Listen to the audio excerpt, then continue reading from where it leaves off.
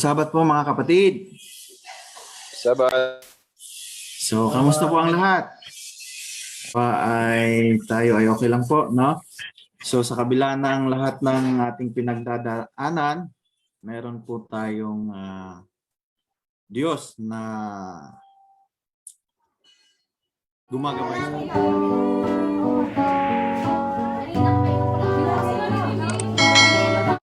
Ako po ay nagpapasalamat una sa lahat sa ating buhay na Diyos na ako po ay kanyang ginabayan sa lahat po ng aspeto ng aking buhay, ng ating buhay, at lalo na po sa aking pamilya. Nagkaroon po tayo ng klase-klaseng karanasan sa mga nakalipas na panahon, taon ng ating buhay. Ating topic po ngayon ay nakita nyo ba? Oo, kita na. Yan.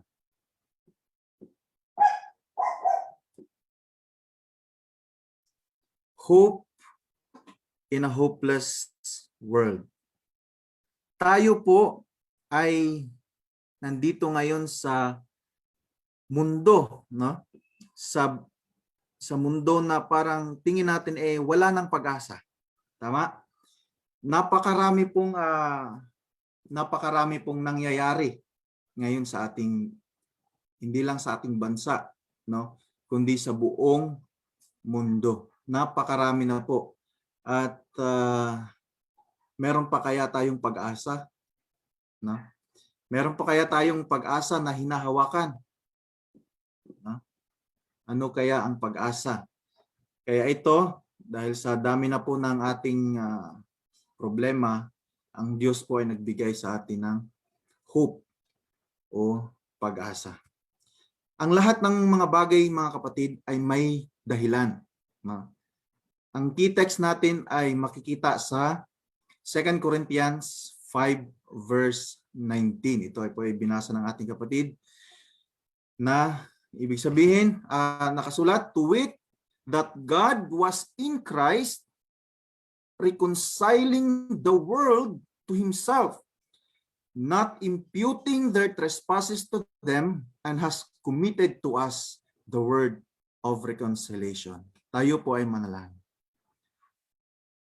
Ama naming banal na nasa kataas-taas ang bahagi ng mga langit, makapangyarihan na naglikha ng mga langit at ng lupa. Dakila ang iyong mga gawa, dakila ang iyong katapatan, dakila ang iyong pagmamahal at ang iyong pag-ibig sa bawat isa. Patawarin nawa kami, Ama, sa lahat ng aming pagkakasala, saan man kami nagkulang at saan man kami nagkasala, sa salita, sa pag-iisip at sa gawa, upang kami ay maging karapat-dapat na tumanggap sa mga biyayang iyong ibibigay. At kami ay maging karapat-dapat na sumamba sa iyo sa mga oras na ito. Aming binabalik sa iyo ang papurit, pasasalamat, sapagkat lahat ng ito sa iyo ay karapat-dapat. Ama, sa mga oras na ito, kami ay lumalapit. Nawa buksan niyo ang bawat isipan at bawat puso naming lahat, na ang lahat ng aming matututunan ngayon, habang aming pagbubulay-bulayan ang tinapay ng buhay na iyong inihanda sa amin, amin itong matutunan at maisulat sa aming puso at isipan. Ang iyong banal na espiritu ay tumahan sa bawat isa sa amin at aming maisakabuhay ang iyong salita na aming mapapakinggan sa mga oras na ito, lalo na ang pag-asa sa mga oras na ito. Ama, sa iyo amin itong dinadalangin sa pamamagitan ng pangalan ni Jesus na aming tagapagligtas. Amen. So, yun mga kapatid. Ito po ay actually natutunan ko lang nung mga nakaraang araw. Alam nyo ba na ang mga nangyayari sa atin ngayon ay may dahilan? Alam nyo ba na ang COVID-19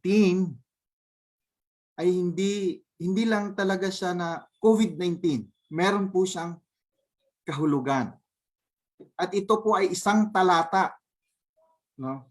Kung mapapansin nyo, CO, no? CO, or it is a book from the Bible in which it tells Corinthians. Meron ding isa, CO, Colossians, pero wala pong chapter 5.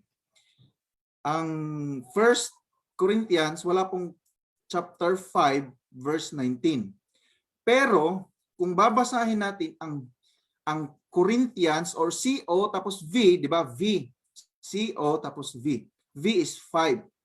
Tapos 19. Ito po ang gustong mangyari ng Panginoon sa atin. Kaya po nangyayari sa atin ang mga bagay na ito. No? Gusto niya tayong mapahinumbalik sa kanya. Gusto na tayong maibalik sa kanya. No? Gusto niyang maangkin muli ang kaniyang mga anak. Para bagang yung sa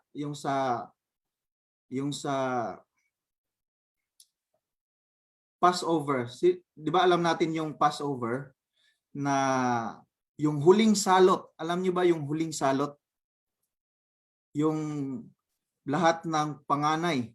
Huling salot bago nabawi ng Panginoong Diyos ang mga Israelite sa Egypt, no? Ang huling salot ay yung ang spirito ay bababa at kukunin ang buhay ng lahat ng mga panganay. Parang nangyari sa atin, no? Ano ang nangyari sa atin sa COVID-19? Parang ito ang huling stage mga kapatid. Parang sa akin lang. Ito na ang huling stage bago ang wakas. No? Napakalapit na po ng wakas ng ating mundo. Anong nangyari? 'Di ba? Midnight, napakatahimik. Tapos dumaan ang spirito at kinitil ang lahat ng buhay. Ang lahat ng panganay na anak, no, na nasa Egypt. At umalingaw-ngaw ang iyak.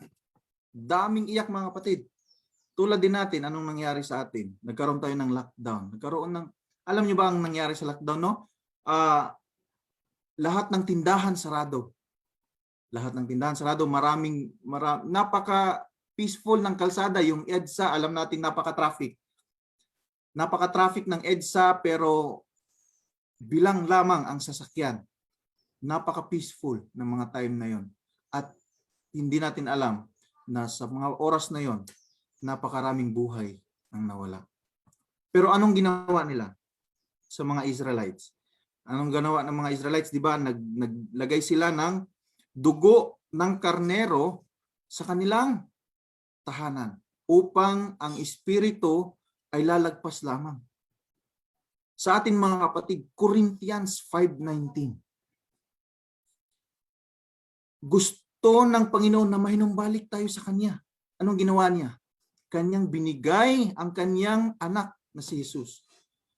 At sa pamamagitan ng Kanyang dugo, tayo ay naligtas. No?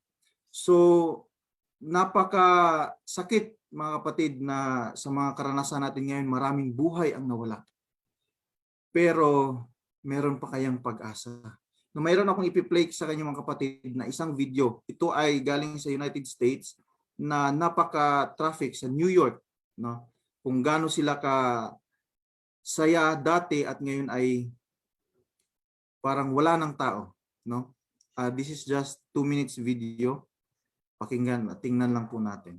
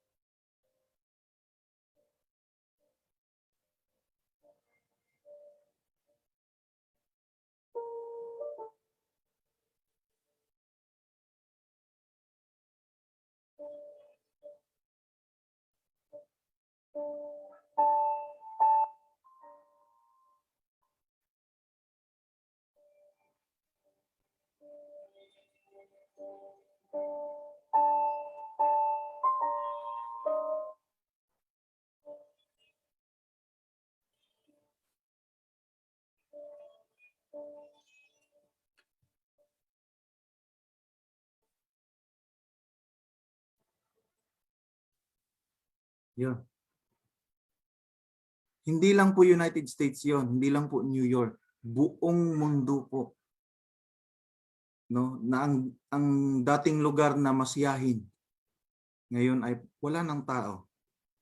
Ang train sa mga panahon na yon ay wala ng tao, no? Walang pasahero. Parang nag-shutdown ang buong mundo last year hanggang ngayon, no? Our world is experiencing an uncertain time, defining moment in the history of this planet. Hindi natin alam kung saang bahagi na tayo ng mundo, kung ano na ang nangyayari, kung ano nang oras natin ngayon, no? This is not an over-dramatization of the event of the last month, but rather a prophetic perspective of the years ahead. Ito pong nangyayari sa atin na hindi po ito over-dramatization o parang nangyayari lamang. Ito po ay prophecy na mangyayari sa hinaharap. Kaya ang karamihan ay nagkaroon ng genuine hopelessness. Siguro tayo ay nafe-feel na rin natin ang genuine hopelessness, ang pagkawala ng pag-asa. The events unfolding around the globe today, terrorism, di ba? Ang dami ng terrorism. Last 2017, dun sa Marawi. Crime, marami na rin. Disease. And another significant step closer to the conclusion of history as described in the scripture. It was already described, mga kapatid. Matthew 24 verse 5 to 7. Many non-Christians are sensing for the first time a genuine hopelessness. Wala nang pag-asa. No? Masasabi nilang, wala na. Halos lahat nangyayari na. An anxiety to how this escalating conflict will radically change life on this planet. A fear of increasing terrorist attack. Anong nangyari ngayon sa yung ngayon? Kudeta? Myanmar? Kita niyo mga kapatid, grabe na ang terrorism. Political fanaticism, social unrest, mag-post ka lang na sa social media, mag-viral, wala na, no? Napakaraming magko-comment. Ito mga kapatid ay hinula na. Alam niyo ba kung sino naghula nito? Ang Panginoong Hesus mismo. Kaya pag-aralan natin ang kanyang salita. For many will come in my name, saying, I am the Christ. No, marami na ang umaangkin na sila si Kristo. And will deceive many. Hindi lang kukunti, ngunit marami. Sapagkat ginamit nila ang pangalang Hesus. Hindi lamang yan. And you will hear of wars. Bago ako umalis mga kapatid sa Saudi, a day before sa flight na pauwi, siguro mga flight ko is 8-7. Napakalapit lang sa tinitirhan ko mga kapatid, sumabog. Pinasabog ng hindi ako sure kung saan talaga siya galing, pero I think it is from Iraq, no? And kinabukasan flight na gabi ng day before my flight, pinasabog. Doon tumama sa housing, no? Tapos kinabukasan flight ko na, may sumabog ulit. Kaya hindi ko lang alam kung saan, basta't may sumabog. Hindi ko lang alam. Grabe mga kapatid. Wars. Makarinig kayo ng mga digmaan. Rumors of wars. Di ba? China, USA. Parang magkakaroon na ng war. Parang gawin pang yung battlefield ang Philippines. No? Pero ito, see that you are not troubled, for all these things must come to pass. But the end is not yet. For nation will rise against nation, and the kingdom against kingdom. Ito mga kapatid. And there will be famines, pestilence, and earthquake. Alam niyo ba yung kagutom? Ano nararanasan natin ngayon? Sino ang hindi nagugutom sa mga panahon ngayon? Napakarami mga kapatid. Napakaraming nagugutom. Pestilence. Anong pestilence? Salot. No? Actually, in other translation, ito ay epidemic. Pero ang nararanasan natin ngayon ay pandemic. Alam niyo ba ang difference ng dalawa? Ang epidemic is in a certain place lamang magkaroon ng health crisis in a certain place. Yan ay epidemic. Pero kapag sinabi mong pandemic, kabuuan mga kapatid. Pestilence and earthquakes in various places. Sa Pilipinas, ilan na ba ang na-record na earthquake mula January hanggang ngayon?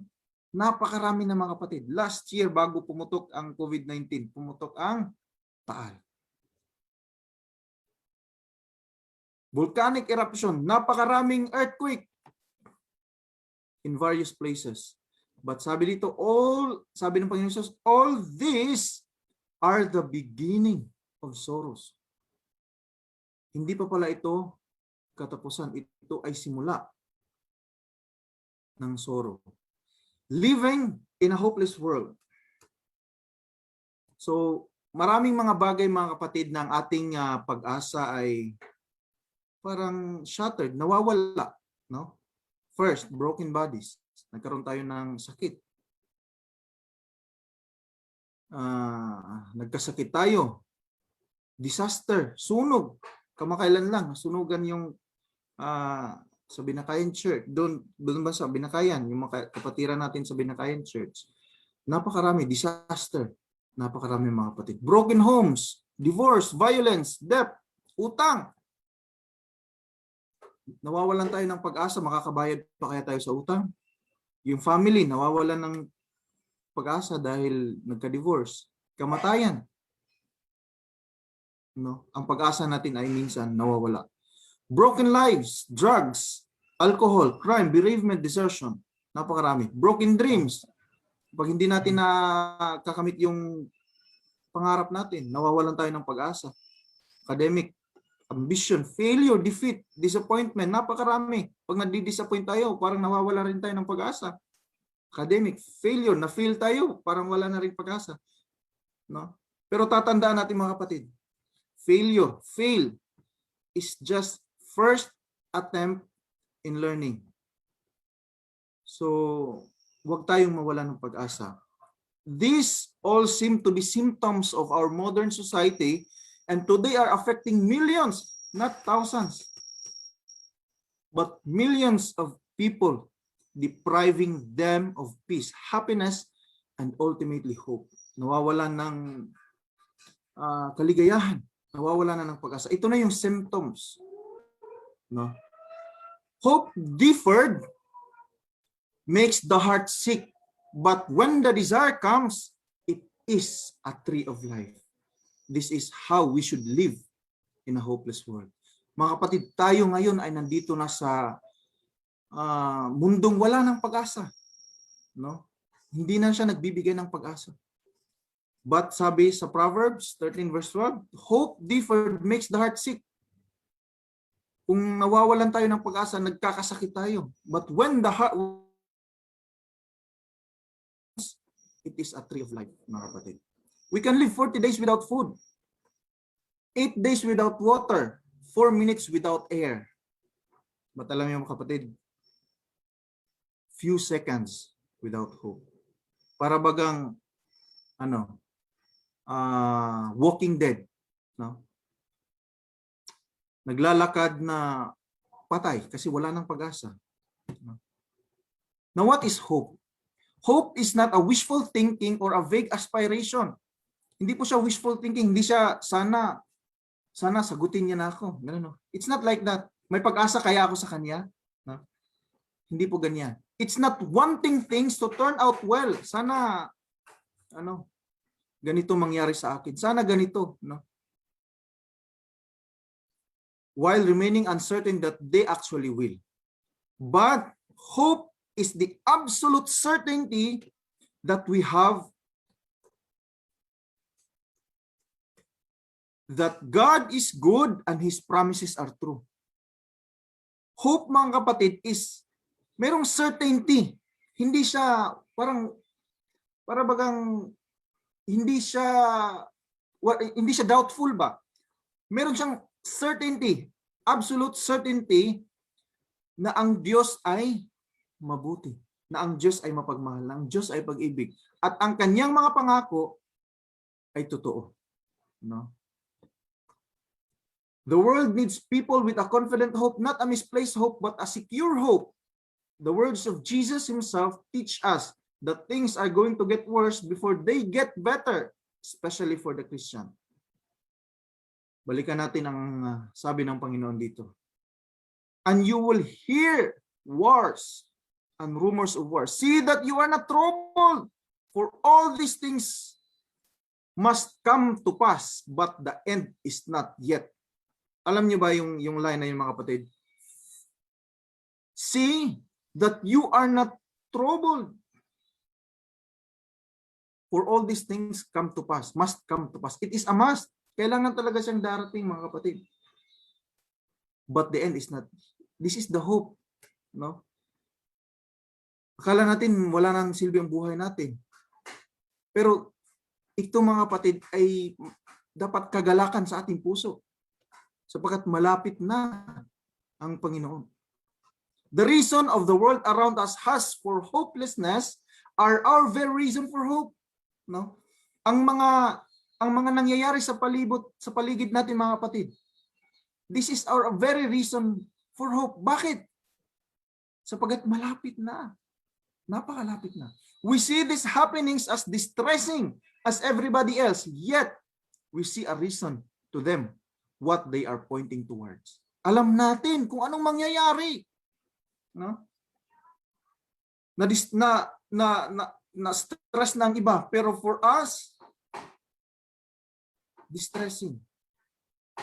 Pagkat alam natin kung ano ang kahihinatnan. See? Matthew 24:6 and 8. See to it that you are not alarmed. Such things must happen, but the end is not to come. All things are the beginning of birth pains. So this is our Christian hope. But he, pagpatuloy natin ang pagbabasa, but he that endures to the end, the same shall be saved. Ito lang, mga kapatid. Hawakan natin. Kahit anumang mangyari sa buhay natin, panghawakan natin ang pangako. Sapagkat sabi niya, he that endures up to the end, he shall be saved. We have the greatest hope of all. Ano yun, mga kapatid? Tayo ng mga Seventh-day Adventists, ano yung hope na meron tayo? Looking for that blessed hope and the glorious appearing of the great God and Savior Jesus Christ. Sa mga nangyayari sa atin ngayon, mga kapatid, ito ay palatandaan na malapit nang bumalik ang ating Diyos at tagapagligtas. No? The glorious appearing. Tayo na mga nag-aantay ay hindi dapat ma-stress, sapagkat ito ay palatandaan na malapit nang dumating ang ating tagapagligtas. Malapit nang dumating muli ang ating tagapagligtas, mga kapatid. No? Kahit anumang mangyari sa atin. Sabi sa Romans 8:35 verse 39, Romans chapter 8 verses 35 to 39 says, "Who shall separate us from the love of Christ? Shall tribulations or distress, or persecution, or famine, or nakedness, or peril, or sword? As it is written, for my sake we are being killed all day long. We are regarded as sheep to be slaughtered." No? No. In all things we are more than conquerors through him who loved us. For I am sure that neither death, nor life, nor angels, nor principalities, nor things present, nor things to come, nor power, nor heights, nor depth, nor anything else in all creations will be able to separate us from the love of Christ our Lord. Amen?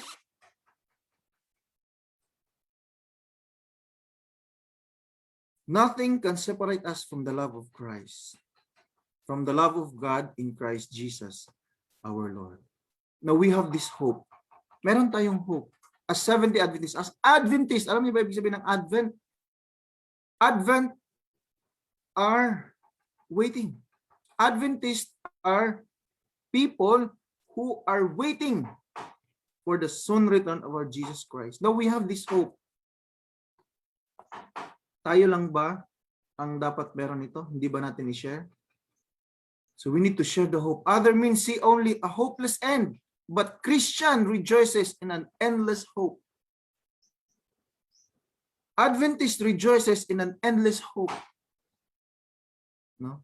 But in your heart, set apart Christ as Lord.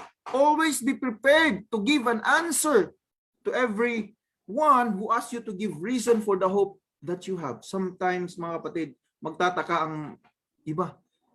Ba't parang relax ka lang? No? Ba't parang walang nangyayari sa iyo? Bakit ganun? Ano bang kinakain mo? No? Samantalang kami, ganito, naghihirap. All is certain. He said, always be prepared to give an answer. Baka tanungin tayo, ano bang ano nyo? Wala. No. We should be prepared to give an answer to everyone who asks us to give the reason for the hope na meron tayo. Sabihin natin, ito ay palatandaan na malapit nang bumalik ang Panginoong Hesus. But do this with gentleness and respect. Despair and anxiety and fear that we see in people around us is the very opportunity we must share the good news of Jesus with them. Alam niyo mga kapatid, sa mga nakaraang araw, di ba, ang daming tumanggap. Praise the Lord.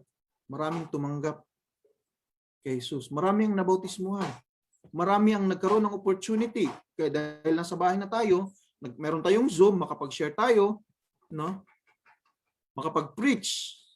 Hindi nga lang face-to-face, but virtual. By all means, talagang gagawa at gagawa ang Panginoon ng paraan. Akala siguro ng kaaway ligtas na siya, no? Sabi niya, tuwang-tuwa ang Satanas dahil sarado ang mga simbahan. Sarado lahat. Wala ng tao. Tuwang-tuwa siya. Pero anong pag-asa natin? Si Kristo mismo ay pumunta sa ating bahay. Pumunta sa ating puso. This is the new covenant. Gusto niyang pumasok sa ating tahanan. Sa bawat isa. Gusto niyang isa-isa talaga tayong pupuntahan, mga kapatid. Peter's words remind us of the need of readiness. Live with a willingness to respond to the moment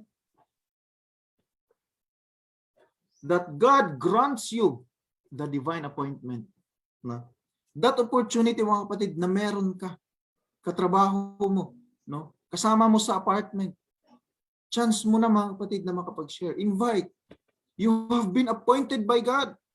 We have been commissioned by God. Matthew 28. We have been commissioned to share the good news, to share the hope that we have, that despite kahit anumang mangyayari sa ating palibot, sa ating kapaligiran, mga kapatid, tayo ay may pag-asa. Peter's word tell us clearly that our hope should be visible. Hindi yung nawawala na tayo ng pag-asa. No? Be prepared to tell those who ask us, those who can see the difference within us. Baka sabihin lang, ano bang kaibahan? Ba't iba kayo? No? Ba't iba kayo? Ano bang maisasagot natin? We should prepare to share the word of God. Mga kapatid, sa mga pangyayari natin, sa mga pangyayari sa paligid natin ngayon, mga kapatid, hindi na natin alam kung hanggang saan na lang ang buhay natin. No. We have hope in Jesus Christ. We have hope. See, the greatest hope. The greatest hope that we have. Looking for that blessed hope. and the glorious appearing of Jesus, the glorious appearing of great God and Jesus and Savior Jesus Christ, mga kapatid. And in this last verse, I would like to share. If my people who are called by my name will humble themselves and seek my face and turn from the wicked ways, then I will hear from heaven and will forgive their sin and will heal their land. Mga kapatid, ito po ang gusto ng Panginoon sa atin lahat. Gusto niyang may balik tayo sa Kanya. May panumbalik ang ating relationship sa Kanya. No? We have this hope. Huwag kayong mawala ng pag-asa, mga kapatid. Kahit may isip niyo pa man yan, kung ano pa mang mangyari sa atin, God said, if you seek me, if you seek me, you will find me. Ask and you will be given. Seek and you will find. Knock and it shall be open. Again, mga kapatid, 2 Chronicles 7:14. We want us to end this trouble, if we want to end our suffering, let us share the word, share the hope, and tell these words to them. If we humble ourselves and seek God's face and turn from the wicked ways, God said, this is a promise to every one of us. I will hear from heaven and will forgive their sins and heal their land. And if we were able to share this message, Matthew 24:14, the end shall come. This is my prayer, and I hope meron tayong pag-asa kahit anumang mangyari sa ating buhay. Maraming salamat and happy Sabbath po sa atin.